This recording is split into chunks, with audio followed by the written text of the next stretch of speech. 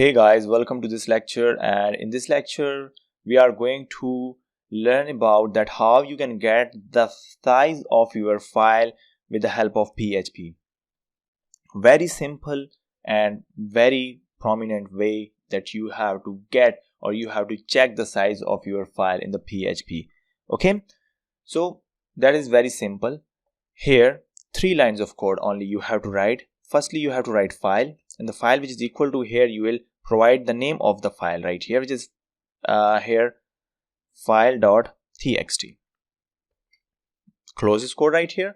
Then here is write that is the file size right here, and the size of the file here is one function which is using to get the file size, which is file size right here. Okay, here you can see that I have to write that this is getting the name of that variable where this file is stored, and at the last if you want to write variable dump, so that will simply provide you the integer size.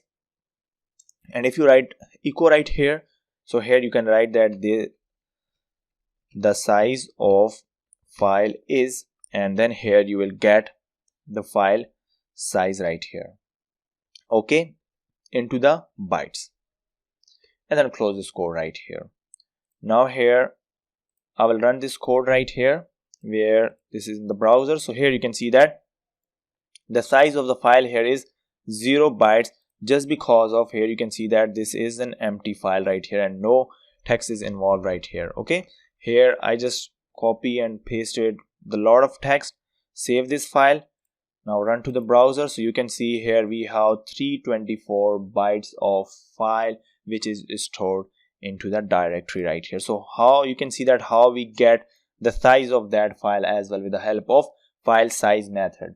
Hope so you understand now. If you find any other problem regarding to this lecture, please let me know, and thanks for watching this lecture.